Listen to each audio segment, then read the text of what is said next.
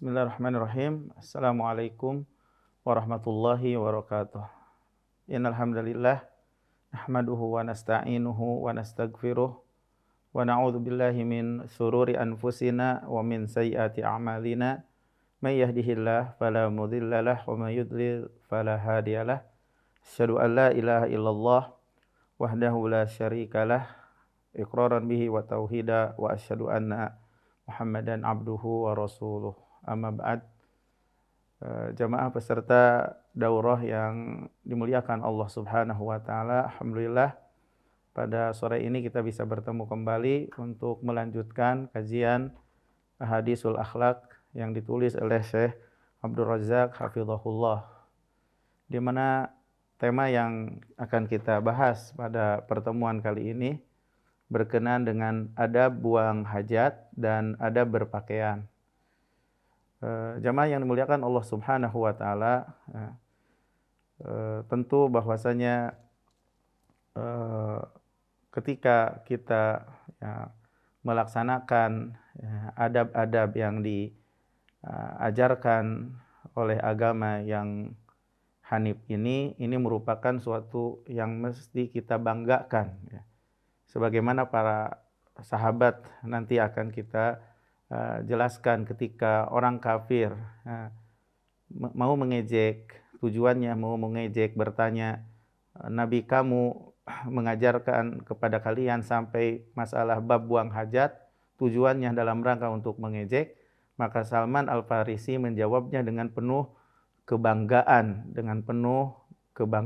iya, inilah ajaran yang diajarkan oleh agama kami. Seperti itu yang dijawab oleh sahabat Salman Al-Farisi. Jadi tujuan kita belajar ini ya bukan hanya sekedar pengetahuan saja, ya, tapi kita berusaha untuk mempraktekannya dalam keseharian kita. Dan dengan kita mempelajari ilmu yang bermanfaat dan kita amalkan, itu menjadi penyebab yang menyebabkan iman kita meningkat, iman kita bertambah insyaallah. Jadi pembicaraan pada sore ini ada dua adab, ya, ada dua adab di antara adab-adab Islam yang agung. Yang pertama adalah adab buang hajat dan yang kedua adalah adab berpakaian.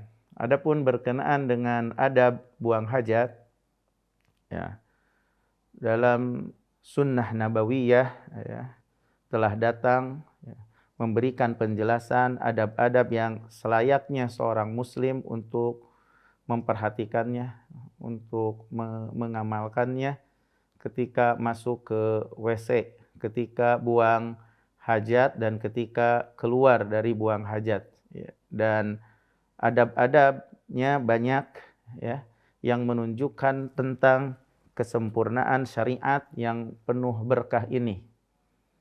Tidak diragukan bagi seorang muslim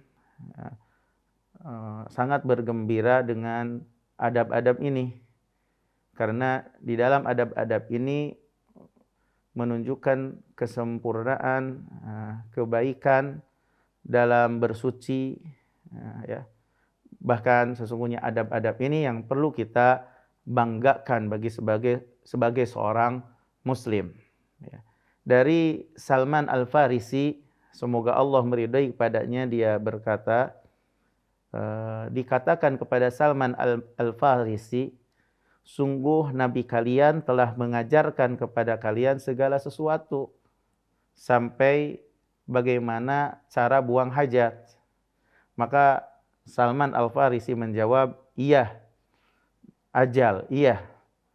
Sungguh Nabi melarang kami menghadap kiblat, ya, ketika berak atau kencing, dan ketika kami membersihkan dengan tangan kanan atau kami membersihkan dengan kurang dari 3 batu, atau kami bersuci dengan kotoran atau dengan tulang, diriwayatkan oleh Imam Muslim. Jadi Salman Al-Farisi menjawab, iya, betul, dengan penuh bangganya menjawab bahwasanya Nabi melarang kami menghadap kiblat di saat sedang berak atau kencing, atau Rasulullah atau kami dilarang untuk bersuci dengan tangan kanan, kami dilarang untuk bersuci dengan kurang dari 3 batu, atau kami dilarang bersuci dengan kotoran atau tulang.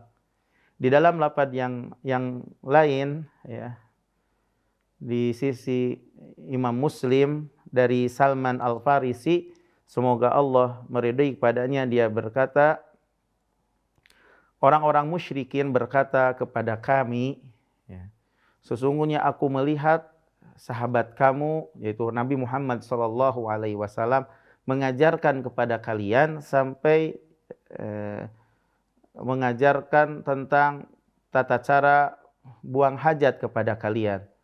Lalu Salman menjawab, ajal, na'am. Ya, sesungguhnya Nabi telah melarang kami, salah seorang di antara kami membersihkan atau bersuci dengan tangan kanannya, atau melarang kami untuk menghadap kiblat, dan juga Nabi SAW melarang kami dari membersihkan dengan kotoran dan tulang. Dan Nabi mengatakan, la yastanji ahadukum biduni salasati ahjar. Tidak boleh salah seorang di antara kalian bersuci kurang dari 3 batu. Ya. Mereka, kata Syekh Abdul Razak, ya, di penjelasannya kata Syekh Abdul Razak, jadi mereka orang-orang musyrikin bermaksud mencela para sahabat dengan apa yang terkandung dari agama mereka, ya, dari ajaran-ajaran, bimbingan-bimbingan yang berkaitan dengan tata cara buang hajat. Jadi mereka bertanya dalam rangka untuk mengolok-olok, ya, sungguh telah mengajarkan kepada kalian, Nabi kalian, segala sesuatu sampai buang hajat. Maka Salman Al-Farisi menjawab dalam rangka untuk membatalkan, ya, kritikan mereka, ya, kritikan mereka. Dan Salman Al-Farisi menjawab dengan penuh kebanggaan dan kemuliaan, ajal, iya, sungguh telah mengajarkan kepada kami perkara ini, dan kami bangga dengan hal itu. Begitulah yang seharusnya sikap kita ketika mengamalkan adab-adab, sunnah-sunnah yang mulia ini. Kita mengamalkan dengan penuh kebanggaan sebagaimana sahabat mulia Salman Al-Farisi, ya, radhiyallahu anhu. Kemudian jamaah peserta daurah yang dimuliakan Allah Subhanahu wa taala,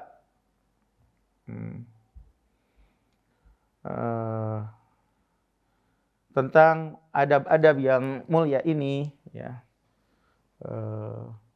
ini merupakan bimbingan yang penuh berkah, ya, yang tidak bisa diketahui, yang tidak bisa. Jadi bimbingan-bimbingan ini atau adab-adab ini adalah merupakan anugerah yang Allah berikan, ya, anugerah yang Allah berikan, dan bimbingan, alhamdulillah, segala puji atas apa yang Allah Subhanahu wa taala berikan hidayah kepada kita, dan kita mesti bersyukur kepada Allah Jalla wa Ala atas bimbingan, ajaran-ajaran, adab-adab yang diajarkan kepada kita. Ya. Nah, adapun adab-adab yang berkenaan dengan buang hajat ini, yang pertama, ya, seorang muslim dianjurkan ketika masuk WC untuk membaca atau berzikir bismillah. Allahumma inni a'udzubika minal khubuthi wal khaba'is. Bismillah. Dengan nama Allah, aku berlindung kepadamu minal khubuthi wal khaba'is. Khubus jamak daripada khabis, wal khaba'is jamak dari khabisah. Jadi sebagaimana dalam sebuah hadis dari Anas bin Malik, semoga Allah meridhai padanya, Nabi SAW apabila masuk ke WC, membaca Allahumma inni a'udzubika minal khubuthi wal khaba'is, muttafaqun alaih. Ya. Di dalam lafaz yang lain, ya, idza dakhaltumul khala, apabila kalian masuk ke WC, maka bacalah bismillah, a'udzubillah minal khubuthi wal khaba'is. Sanadnya di atas syarat Muslim. Nah, kemudian juga ada dalil yang lain, apa yang diriwayatkan oleh Ibnu Majah dan yang lainnya dari sahabat Ali, semoga Allah meridhai kepadanya, dan hadisnya adalah hadis marfu, sitru ma bainal zinni wa aurati bani Adam idza dakhalal khala an yaqula bismillah. Sebagai tutupan yang menutupi, ya, apa yang antara jin dan aurat-aurat Bani Adam. Jadi ketika kita ke WC pasti kita membuka ya, akan terbuka aurat kita. Nah, yang menutupi antara jin dan aurat-aurat Bani Adam di saat kita masuk WC, di saat anak Adam masuk WC adalah membaca bismillah. Dengan membaca bismillah, ya. Ya. Dan hadis ini adalah sahih dengan berkumpulan jalannya. Jadi dengan membaca bismillah maka akan tertutup aurat dari jin, dari syaitan, ya. Dari syaitan, ya. Kemudian peserta daurah yang dimuliakan Allah Subhanahu wa taala, di antara adab apabila sedang bepergian dan pergi dalam rangka untuk buang hajat, ya, untuk mencari tempat yang jauh atau tempat yang tertutup dari teman-temannya. Jadi apabila sedang bepergian, kemudian karena di zaman dahulu itu kondisinya tidak seperti sekarang ini, setiap ada rest area, ada seperti sekarang sudah modern. Kalau zaman dahulu di padang sahara gitu, atau ketika di gunung atau di laut misalnya. Jadi mencari tempat yang agak jauh dari teman-temannya ketika sedang bepergian, maka mencari tempat di mana tidak kelihatan oleh teman-temannya, begitu. Tapi kalau sekarang alhamdulillah merupakan anugerah dari Allah, kenikmatan dari Allah, jadi semuanya dimudahkan oleh Allah Subhanahu wa taala, ada di rest area atau tempat-tempat yang lainnya dimanapun banyak sekali toilet gitu. Kalau zaman dahulu, jadi ketika sedang bepergian harus mencari tempat yang jauh yang tidak kelihatan oleh teman-temannya gitu. Dari Mughirah bin Syu'bah, semoga Allah meridai kepadanya, bahwasanya Nabi SAW apabila ingin buang hajat, jadi pergi jauh gitu, sehingga seorang pun tidak ada yang melihatnya, diriwayatkan oleh Abu Daud. Kemudian juga di antara sunnah buang hajat, ya, untuk tidak mengangkat kainnya sampai dekat dari tanah, karena kan dulu memang kalau buang hajat di tempat terbuka juga gitu. Jadi makanya jangan sampai membuka kainnya itu kecuali kainnya itu udah mendekat ke tanah gitu. Dalilnya dari Ibnu Umar, semoga Allah meridhai kepadanya, bahwasanya Nabi SAW kana idza arada hajah, dulu apabila ingin buang hajat, la yarfa'u thawbahu hatta yadnu minal ard, tidak mengangkat bajunya, thawbnya, sampai dekat dari tanah. Diriwayatkan oleh Imam Abu Dawud. Kemudian di antara sunnah dalam buang hajat adalah mencari tempat yang tertutup dari manusia, ya. Kemudian juga, ya, itulah yang Nabi SAW lakukan. Ya. Karena bisa jadi di zaman sekarang juga, misalnya ketika kita sedang bepergian, ketika kita sedang camping gitu di gunung gitu, kita bisa mengamalkan adab-adab ini, ya. Kita bisa mengamalkan adab-adab ini juga.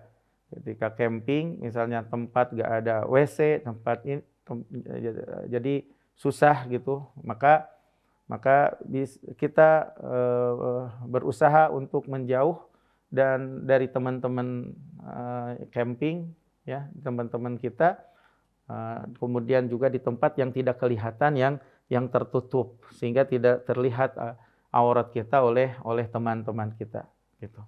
Kemudian di antara adab yang perlu kita perhatikan juga dalam buang hajat itu agar tidak kencing di tempat lalu lalang manusia, atau di tempat lalu lalang manusia, gitu. Karena ketika kita kencing di tempat lalu lalang manusia, gitu, di tempat jalanan yang biasa dipakai untuk berjalan, jalan setapak dari manusia misalnya, maka ini menyelisihi adab, ya, menyelisihi adab.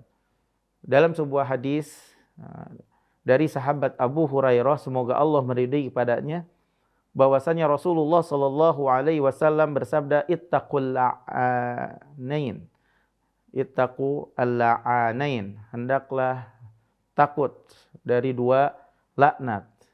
Ya. Mereka menjawab, wa mal la'anani ya Rasulullah. Apakah yang dimaksud dengan dua laknat ya Rasulullah? Kemudian Rasulullah Sallallahu Alaihi Wasallam menjawab, yang dimaksud dengan dua laknat itu, yang pertama, alladzi yatakhalla fi tariqin nas, adalah orang yang buang hajat di tempat lalu lalangnya manusia, di tempat jalan yang dilalui oleh manusia. Au dhillihim, atau di tempat di mana mereka manusia itu bernaung di tempat itu.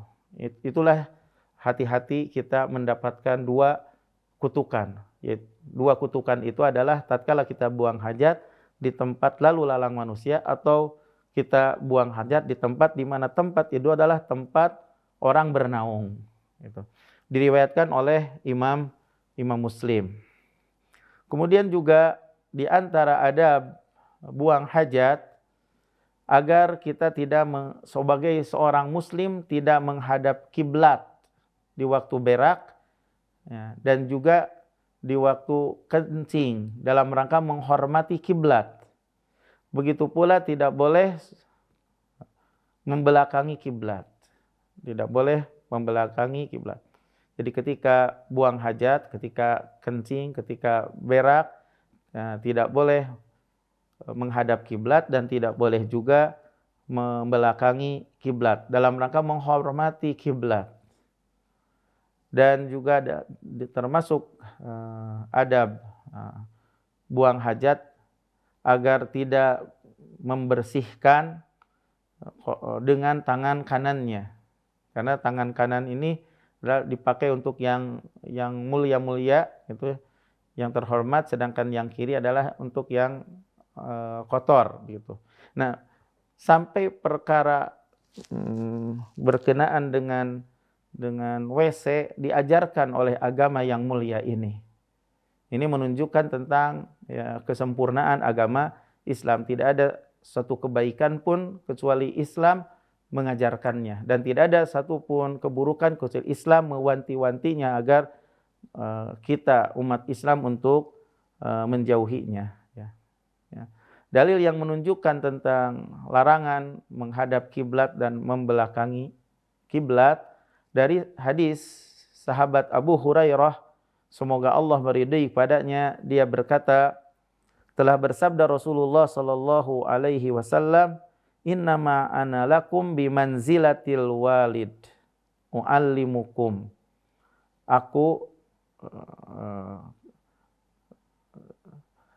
Innama ana lakum, sesungguhnya aku bagi kalian itu seumpama orang tua. Ya. Aku mengajarkan kepada kalian. Fa idza ata ahadukumul ghaid, apabila salah seorang di antara kalian datang untuk berak, fala yastaqbilul qiblah, tidak boleh menghadap kiblat. Wala yastadbiruha, dan tidak boleh juga membelakanginya. Wala yastatib biyaminih, dan tidak boleh juga membersihkan beraknya, bekas beraknya dengan tangan kanannya. Dan dulu Nabi SAW memerintahkan ya dalam membersihkan itu dengan 3 batu. Istilahnya itu istijmar. Jadi kalau kita tidak ada air, maka cukup dengan 3 batu untuk membersihkan kotoran. Ya. Dan lalu Nabi SAW melarang dari membersihkan itu dengan kotoran dan juga tulang. Raus itu adalah kotoran, kalau rimah adalah tulang. Ya, tidak boleh karena hampir mirip seperti batu, hampir mirip. Tapi padahal sebenarnya itu kotoran. Jadi Nabi SAW melarang, hati-hati jangan sampai membersihkannya itu dengan kotoran dan juga dengan tulang. Tapi diperintahkan untuk membersihkan dengan tiga batu. Ya. Coba kita perhatikan sabda Nabi SAW, "Sesungguhnya aku bagi kalian itu seumpama orang tua yang mengajarkan kepada kalian. Innama ana lakum bimanzilatil walid u'allimukum." Aku bagi kalian itu seumpama orang tua yang mengajarkan kepada kalian. Ini kesempurnaan perhatian Nabi SAW. Ini menunjukkan kesempurnaan baiknya nasihat Nabi SAW, dan baik kesempurnaan yang menunjukkan kesempurnaan akhlak Nabi SAW, kasih sayang Nabi SAW kepada umatnya, dan kesemangatan Nabi SAW dalam rangka untuk memberikan faidah kepada umat, memberikan nasihat kepada umat. Maka Nabi SAW adalah manusia yang paling sangat memberikan nasihat kepada manusia yang paling sempurna dalam rangka memberikan nasihat, dan juga yang paling sempurna dalam rangka menjelaskan kepada umat, dan yang paling jelas memberikan penjelasan kepada umat. Semoga salawat dan salam tercurahkan kepada Nabi kita Muhammad sallallahu alaihi wasallam. Maka ucapan Nabi SAW, "Saya bagi kalian itu ibarat bapak kalian." Ini terbukanya Nabi SAW. Jadi kedekatannya Nabi SAW dengan para sahabat, agar mereka itu tidak segan untuk bertanya apa yang diinginkan oleh mereka untuk diketahui. Sebagaimana seorang anak mudah untuk bertanya kepada ayahnya apa yang suatu perkara yang menghambat anaknya, langsung bertanya kepada kedua orang tuanya. Demikian pula Nabi SAW memberikan penjelasan kepada para sahabat, "Saya itu orang tua kalian." Bahkan tentunya Nabi SAW adalah kedudukannya lebih agung, kedudukannya, bahkan kasih sayangnya Nabi Muhammad SAW lebih besar lagi daripada orang tua kita sendiri. Gitu. Maka intinya Nabi SAW ingin menjelaskan bahwa antum semuanya itu gak usah segan-segan, tanyakan aja ketika tidak tahu. Ketika ada suatu masalah yang tidak diketahui oleh kalian. Gitu. Ya. Dan di dalam hadis ini juga memberikan penjelasan bahwasanya seorang anak wajib bagi mereka itu untuk mentaati ayahnya pada suatu perkara yang mereka perintahkan. Mereka berikan petunjuk kepada anaknya selama tidak memerintahkan kepada kemaksiatan kepada Allah dan Rasul-Nya. Dan di dalam hadis ini juga memberikan penjelasan kepada kita kewajiban ayah untuk mengajarkan anak-anak mereka apa yang membuat mereka itu beres, apa yang membuat mereka itu bahagia di dunia dan di akhirat. Begitu pula di dalam hadis ini jadi saya itu ibarat bapak kalian, ini memberikan isyarat kepada kita pengajaran seorang ayah kepada anak. dan mengisyaratkan pentingnya ketaatan seorang anak kepada ayah. Jadi isyarat yang menjelaskan seorang ayah wajib untuk mengajarkan kepada anaknya. Dan mengisyaratkan juga di dalam hadis ini, saya ibarat bapak kalian, itu adalah wajibnya ketaatan seorang anak kepada ayahnya. Dan tentu kita pun mengetahui bahwasanya Nabi SAW khairun minal walidain. Jadi lebih baik dari kedua orang tua. Jadi Nabi SAW itu lebih baik dari kedua orang tua. Dan wajib kita semuanya mencintai Nabi SAW. Wajib. Bahkan kecintaan kita kepada Nabi SAW harus lebih kita dahulukan daripada kecintaan kita kepada kedua orang tua, daripada kecintaan kita kepada anak-anak kita dan kepada seluruh manusia. Ya. Sebagaimana Nabi SAW bersabda, "La yu'minu ahadukum hatta akuna ahabba ilaihi min walidihi wa walidihi wan nasi ajmain." Tidak sempurna keimanan salah seorang di antara kalian sehingga aku yang lebih dicintai olehnya daripada ayahnya, anaknya, dan seluruh manusia. Karena kenikmatan yang Allah Subhanahu wa taala anugerahkan kepada kaum muslimin melalui tangan Nabi sallallahu alaihi wasallam adalah kenikmatan yang paling agung. Kenikmatan yang paling besar, yaitu nikmatnya Islam melalui tangan Nabi Muhammad sallallahu alaihi wasallam yang Allah anugerahkan kepada kaum muslimin. Ini merupakan anugerah, ini merupakan kenikmatan yang paling besar. Oleh karena itu wajib mendahulukan kecintaan kepada Nabi. Daripada kecintaan kepada ayah, anak, dan seluruh manusia. Para hadirin, saudara-saudaraku, peserta daurah yang dimuliakan Allah Subhanahu wa taala, di antara adab buang hajat, jadi apabila menggunakan batu untuk membersihkan, jadi setelah buang hajat, untuk tidak memakai batu kurang dari 3, agar tidak menggunakan batu dalam membersihkan, dalam bersuci itu kurang dari 3. Karena dengan 3 batu itu akan lebih sempurna untuk membersihkan. Dan tidak mengapa juga sebagai pengganti dari menggunakan batu, kalau bisa digunakan seperti dengan tisu dan yang serupa dengan tisu daun. Itu bisa digunakan dengan tisu daun. Nah, menggunakan daun, menggunakan tisu gitu. Jadi jangan kurang dari 3 batu, jangan kurang dari 3 tisu gitu. Jangan kurang dari 3 daun begitu. Ya. Dan boleh juga baginya, jadi tentunya yang lebih utama itu adalah membersihkan dengan air. Yang lebih utama tentunya adalah membersihkan dengan air. Tapi biasanya kadang di beberapa misalnya di bandara, seperti misalnya di bandara-bandara, biasanya kadang nggak ada air, hanya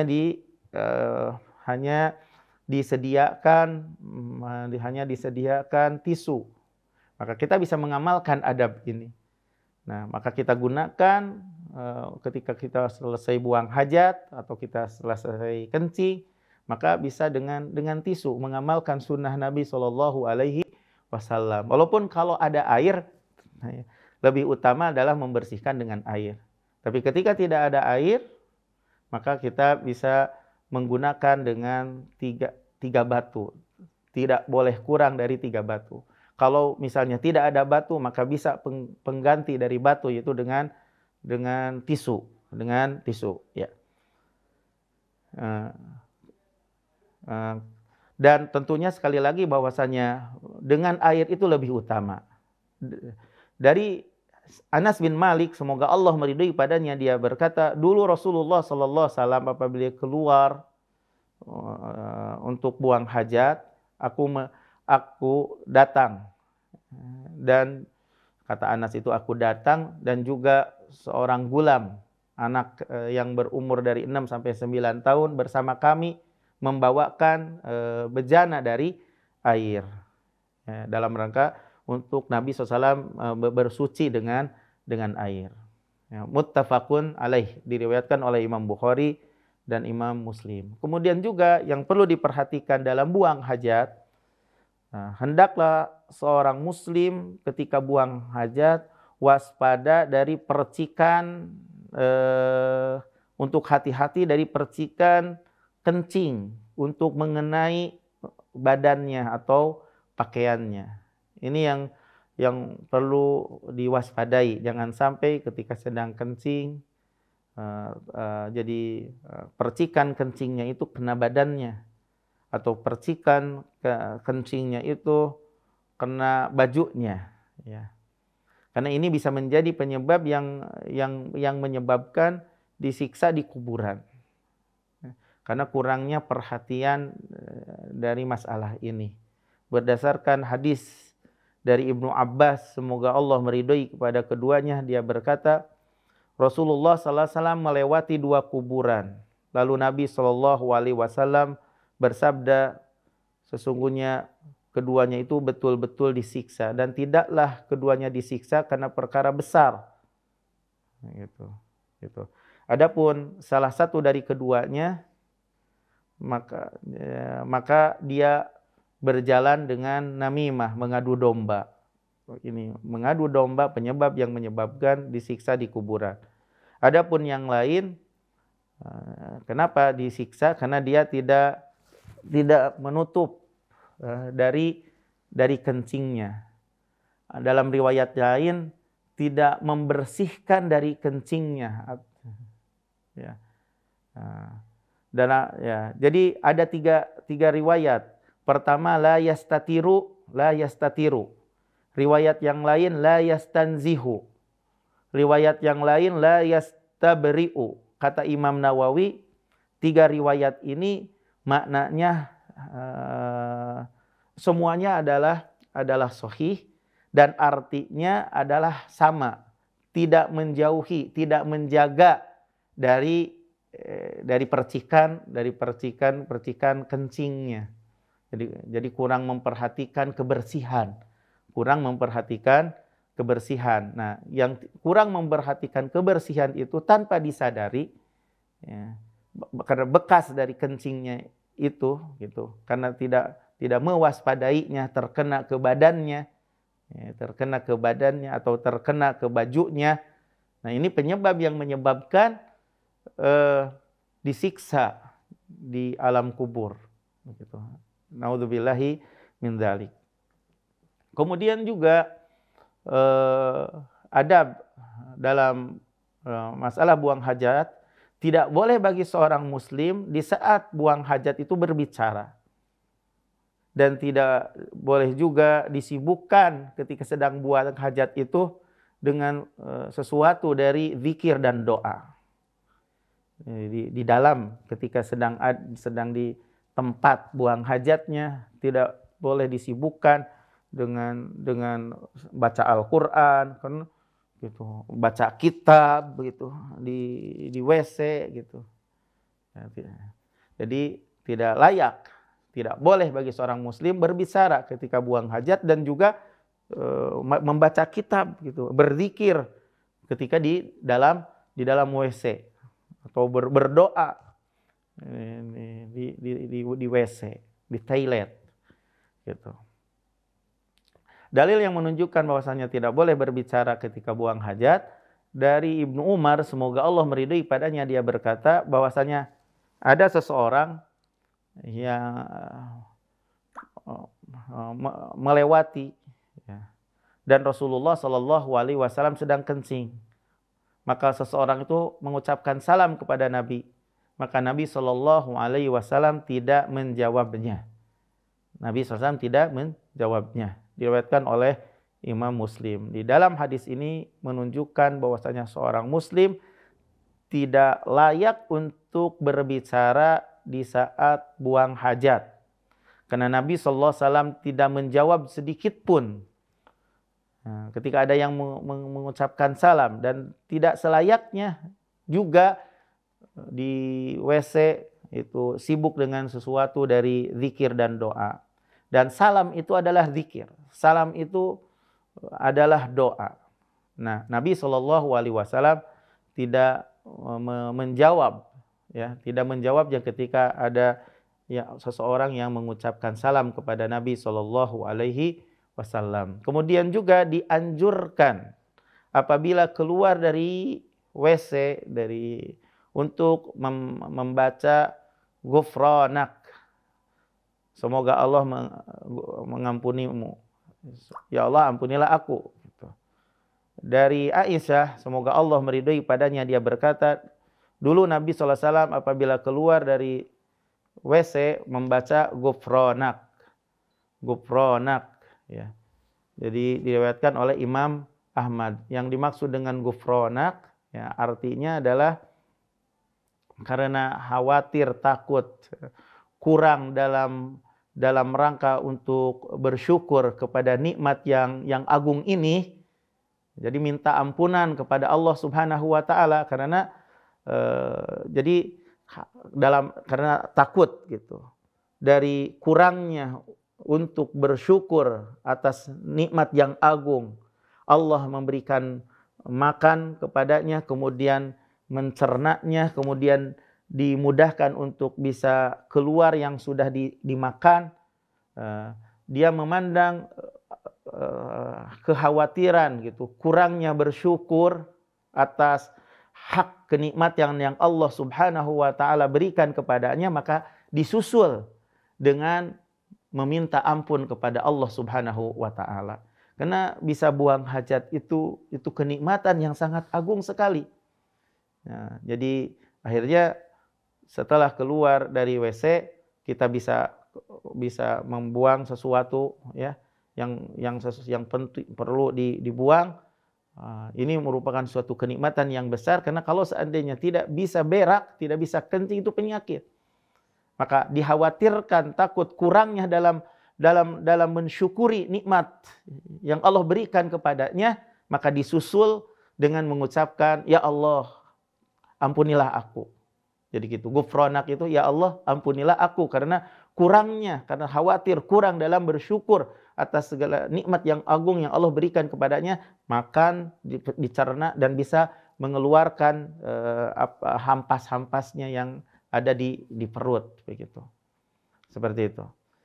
Inilah sebagian di antara adab yang agung, ya, ketika buang hajat, yang dianjurkan oleh Islam, yang dianjurkan oleh syariat yang mulia ini, yang menunjukkan kesempurnaan agama, keindahan agama, ya, keindahan agama.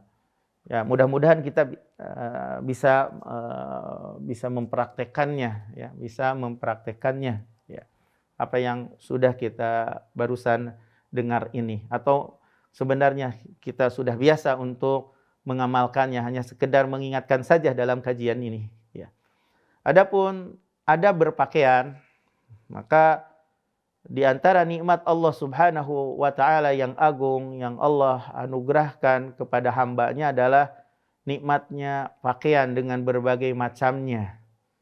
Dengan berbagai macamnya, sebagaimana yang Allah Subhanahu wa taala ingatkan dengan nikmat ini di dalam surat An-Nahl ayat 80 sampai 83, di mana dalam surat An-Nahl ini memberikan penjelasan. Jadi Allah menjelaskan dalam ayat yang agung ini kenikmatan yang Allah berikan kepada hambanya dengan memberikan kepada hambanya berbagai macam pakaian, dari mulai gamis, ya, yang terbuat dari berbagai macam kain gitu, dalam rangka untuk menjaga pakaian itu dari terik matahari dan dinginnya udara, dan juga pakaian itu dalam rangka untuk membuat indah gitu. Dengan berpakaian itu dalam rangka untuk membuat indah, dan juga dengan berpakaian itu dalam rangka untuk menutup aurat. Tidak diragukan lagi oleh kita bahwasanya pakaian itu merupakan nikmat yang sangat besar, yang wajib bagi kita sebagai seorang muslim, mukmin, untuk mensyukurinya dan menggunakan pakaian ini jadi dalam rangka untuk taat kepada Allah Jalla wa Ala, untuk digunakan untuk bisa menggapai keridhaan Allah Subhanahu wa taala, dan waspada, betul-betul waspada dari menyelisihi perintah Allah Jalla wa Ala. Hati-hati dari menyelisihi perintah Allah Subhanahu wa taala dalam berpakaian, berpakaian dari sifatnya pakaian, dan adab-adabnya gitu, yang dibawa oleh syariat. Dan kita sebagai seorang muslim mesti waspada dalam masalah berpakaian ini dari tipu daya syaitan, ya, dalam rangka menghalangi manusia dari kebenaran dalam masalah berpakaian ini, dan menjurumuskan kita sebagai seorang muslim dalam berpakaian ini dengan berbagai macam penyimpangan. Dan sungguh Allah Subhanahu wa taala menjelaskan bahwasanya permusuhan setan kepada manusia itu semenjak zaman dahulu, ya. Semua, yaitu kita mengetahui bagaimana dulu Nabi Adam, ya, ketika kita mengetahui dalam Al-Qur'an bahwasanya Nabi Adam itu diciptakan dari tanah, kemudian tinggal di surga. Kemudian Nabi Adam bisa bernikmat-nikmat di surga tapi tidak ada teman. Kemudian dari tulang rusuknya diciptakan Hawa. Kemudian jadilah Nabi Adam dan Hawa, dan bernikmat-nikmat di surga dengan berbagai macam apa yang diinginkan. Tapi hanya satu hal saja yang dilarang oleh Allah Subhanahu wa taala, untuk tidak mendekati syajarati al-khuld, pohon khuld. Nah, singkat cerita bahwasanya syaitan menggodanya, menipunya dengan iming-iming bahwasanya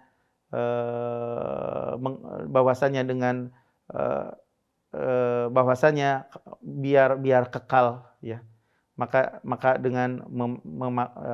jadi dengan berbagai macam tipu dayanya, jadilah Nabi Adam memakan atau mendekati Sajaratul Khuld gitu, dengan melalui Hawa, menginginkannya, kemudian keduanya mendekati pohon tersebut. Jadilah keduanya termasuk orang yang zalim karena digoda oleh syaitan,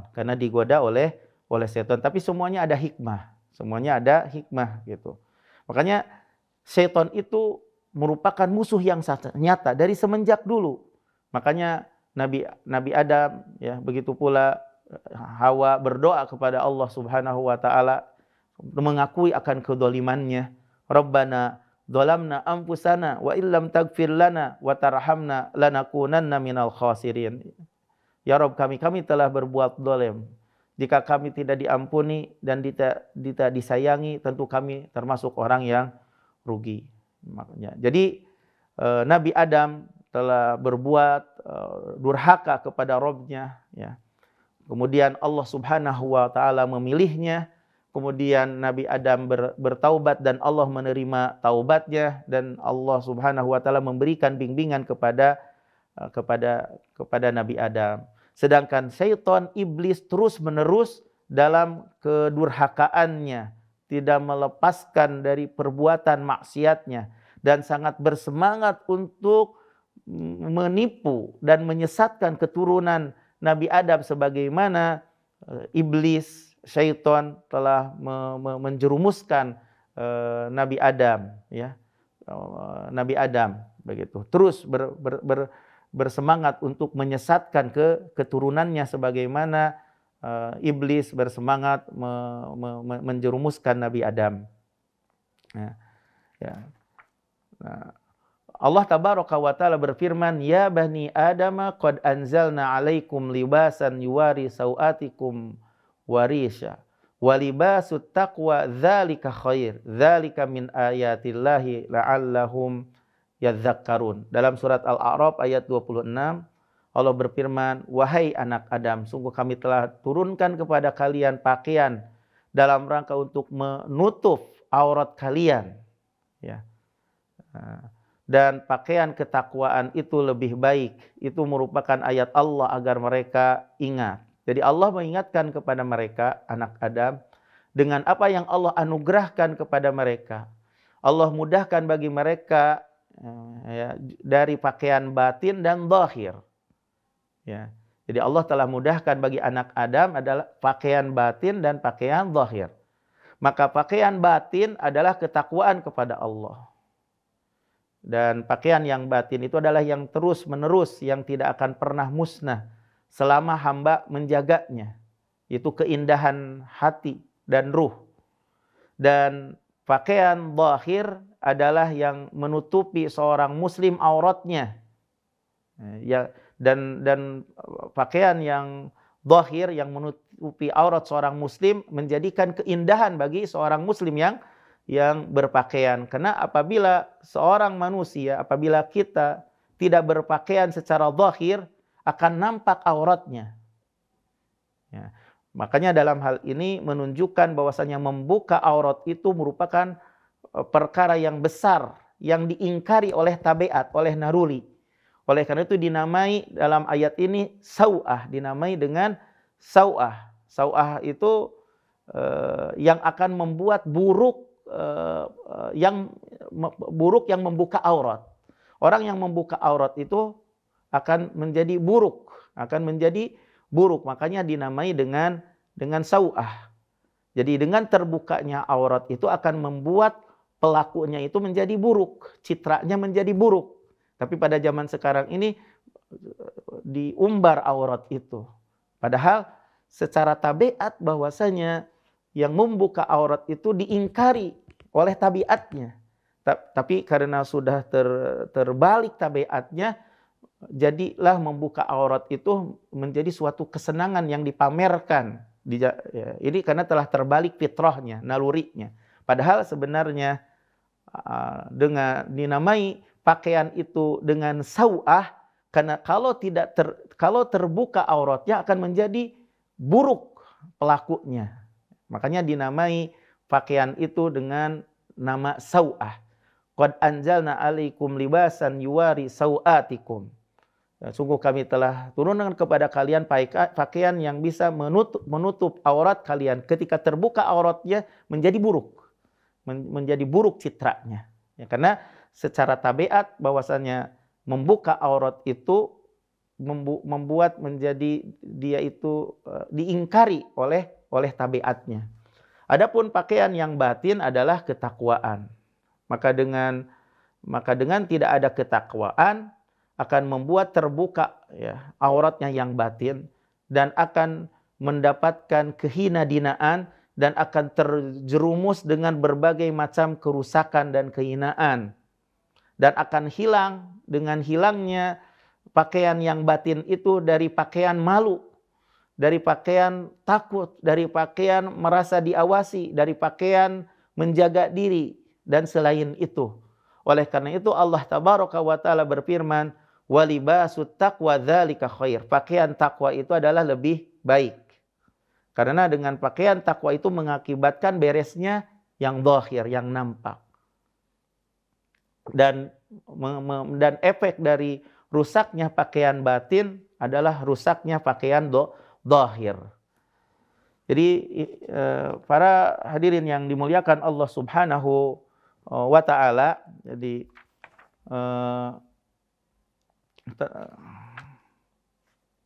tentang masalah adab berpakaian ini ya, Jadi Allah Subhanahu wa taala ya telah memerintahkan kepada hambanya untuk berpakaian ya. Dan tidak ditentukan macam pakaian bagaimana, tidak, hal itu dikembalikan kepada kebiasaan. Akan tetapi syariat memberikan penjelasan beberapa syarat yang mesti diperhatikan dalam berpakaian. Dan sungguh telah dijelaskan oleh para ulama tentang masalah berpakaian itu dalam banyak karangannya. Ya. Nah, di antara adab berpakaian itu adalah diharamkan bagi seorang muslim untuk memakai pakaian yang menyerupai orang-orang kafir. Jadi dilarang seorang muslim itu berpakaian dengan pakaian yang menyerupai orang kafir. Man tasyabbaha biqaumin fahuwa minhum. Barang siapa yang menyerupai suatu kaum, maka termasuk golongan mereka. Nah, termasuk yang menyerupai pakaian orang kafir adalah memakai pakaian yang dicelup dengan warna kuning. Nah, ya itu termasuk bagian daripada menyerupai orang kafir. Jadi kuning yang polos. Nah, termasuk pakaian yang dilarang untuk dipakai. Dari Abdullah bin Amr bin As, bahwasanya Rasulullah SAW melihat ada dua pakaian yang dicelup dengan warna kuning. Lalu Nabi mengatakan, ini merupakan di antara pakaian orang kafir, merupakan pakaian orang-orang kafir, maka janganlah memakainya. Sebagaimana diharamkan juga bagi laki-laki untuk memakai pakaian sutra.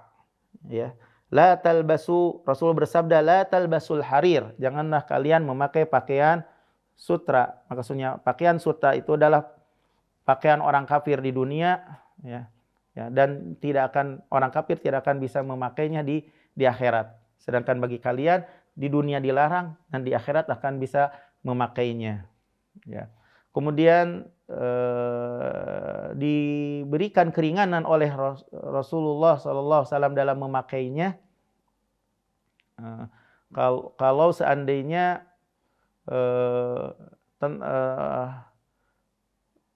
kalau hanya sekedar sutranya itu hanya tidak secara keseluruhan, ya, tidak secara keseluruhan.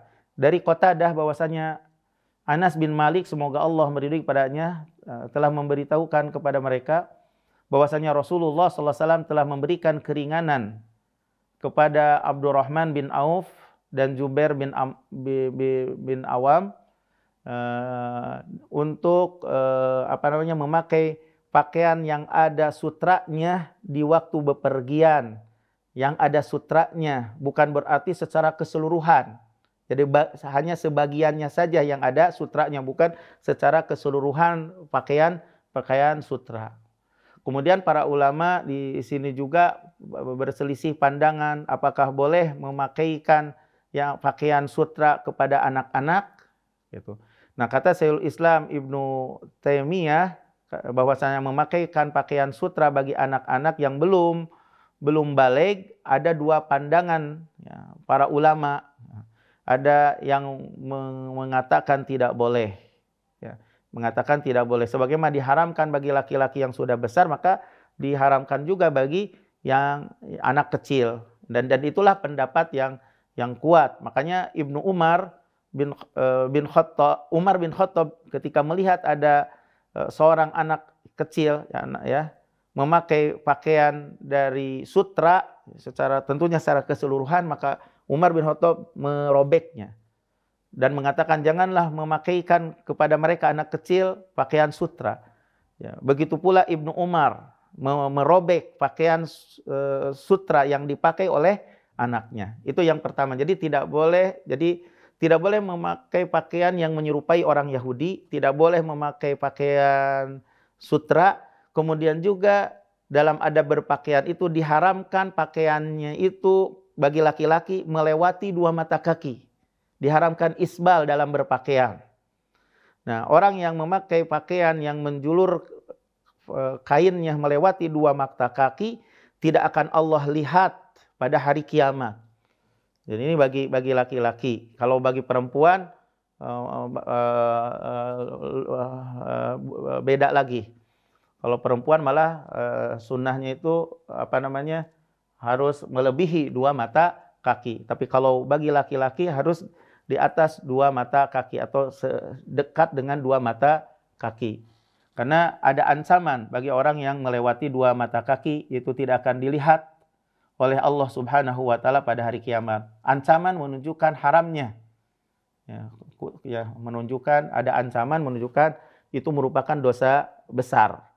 Kemudian juga perlu diketahui oleh kita bahwa pakaian yang indah-indah, yang bagus-bagus, kalau kita memakai pakaian yang indah-indah, yang bagus-bagus, itu tidak termasuk kesombongan.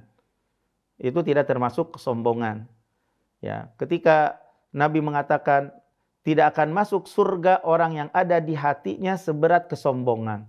Lalu ada seseorang yang bertanya, sesungguhnya seseorang itu mencintai pakaiannya yang indah dan sandalnya indah. Kemudian Nabi menjawab, sesungguhnya Allah indah mencintai keindahan. Kesombongan itu adalah menolak kebenaran dan meremehkan manusia. Jadi memakai pakaian-pakaian yang indah itu tidak apa-apa, tidak termasuk kesombongan. Ya. Kemudian juga diharamkan memakai pakaian suhroh.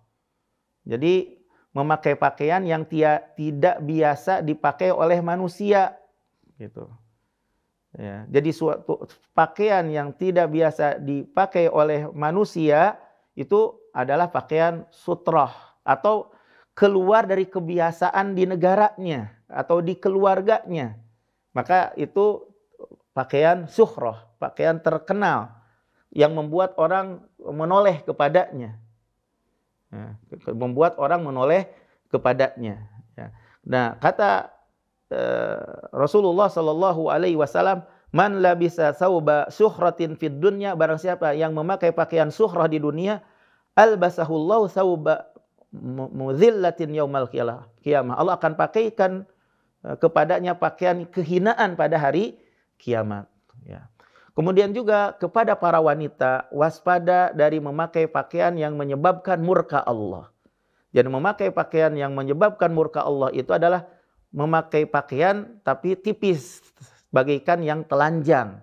Ini merupakan pakaian yang dimurkai oleh Allah, merupakan pakaian calon penghuni neraka. Berpakaian tapi telanjang. Jadi berpakaian tapi pada hakikatnya telanjang, memakai pakaian yang tipis, yang menerawang, yang bentuk-bentuk lentuk tubuhnya itu kelihatan.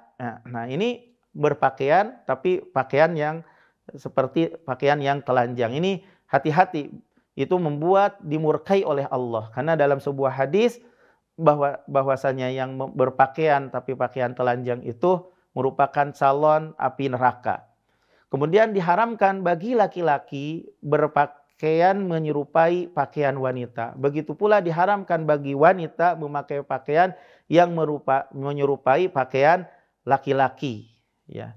Dalam sebuah hadis Rasulullah SAW bersabda, la'ana Rasulullah al-mutasyabbihina minar rijali bin nisa. Laknat Rasul bagi orang-orang, bagi laki-laki, ya, al-mutasyabbihina minar rijali minar, laki-laki yang menyerupai pakaian wanita. Dan laknat Allah bagi wanita yang menyerupai pakaian laki-laki, diriwayatkan oleh Imam Bukhari. Kemudian juga peserta daurah yang dimuliakan Allah Subhanahu wa taala, dalam masalah pakaian bahwasanya pakaian yang paling dicintai oleh Rasulullah SAW adalah pakaian gamis. Jadi karena lebih mudah dan lebih tertutup. Gamis ini bagi laki-laki ya, seperti pakaian gamis yang langsung karena lebih menutup badan daripada ada kain dan selendang. Ada dua bagian pakaian. Dua bagian pakaian. Ada celananya, ada bajunya. Nah, kalau gamis ada yang satu langsung blus, langsung yang itu lebih dicintai oleh Rasulullah Shallallahu Alaihi Wasallam karena lebih menutup anggota badannya, lebih menutup auratnya, ya, dan lebih mudah untuk dipakai. Jadi kana habus thiyab ila Rasulullah sallallahu al-qamis. Pakaian yang paling dicintai oleh Rasulullah SAW adalah gamis. Dan warna yang paling dicintai oleh Rasulullah SAW adalah warna putih. Albisu min siyabikum albayad. Rasul bersabda, hendaklah kalian memakai pakaian kalian itu yang putih. Fa inna min khairi siyabikum, maka pakaian yang putih adalah pakaian yang paling terbaik. Wa kafinu fiha mautakum, dan kafankanlah dengan yang putih itu orang yang telah mati di antara kalian. Kemudian juga dalam berpakaian itu tidak boleh berpakaian dengan warna merah polos. Tidak boleh memakai pakaian yang warna merah polos, karena berdasarkan hadis Barra bin Azib telah melarang Nabi SAW dari memakai pakaian merah yang polos. Adapun yang ada padanya warna yang lain, maka pendapat yang sahih adalah bolehnya memakai pakaian yang merah tapi ada warna yang lainnya. Karena berdasarkan hadis dari Barra, dulu Nabi SAW adalah tidak tinggi dan tidak terlalu tinggi dan tidak terlalu pendek. Jadi perawakan Nabi SAW. Dan aku telah melihat Nabi SAW berpakaian merah yang tidak polos. Ya, jadi ada warna merah tapi ada warna yang lainnya. Aku tidak melihatnya sesuatu yang paling indah daripada itu, daripada Nabi SAW memakai pakaian yang merah itu. Jadi kalau memakai pakaian yang merah tapi ada warna yang lain, maka boleh. Kemudian juga di dalam berpakaian itu disunahkan untuk mendahulukan yang kanan. Berdasarkan hadis, dulu Rasulullah SAW mencintai yang kanan, mendahulukan yang kanan dalam setiap urusannya, baik dalam pakaiannya, dalam bersisirnya, dan juga dalam bersucinya.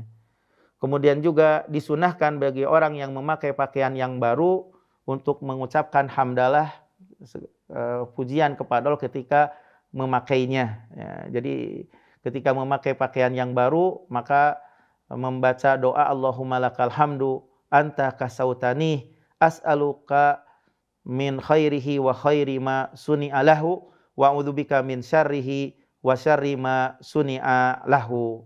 Ya.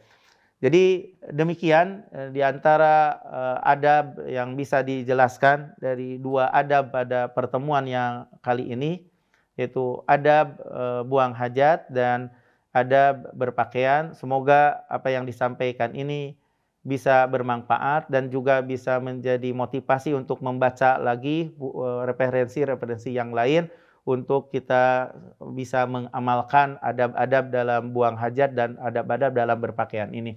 Demikian yang bisa disampaikan, mudah-mudahan bermanfaat. Assalamualaikum warahmatullahi wabarakatuh.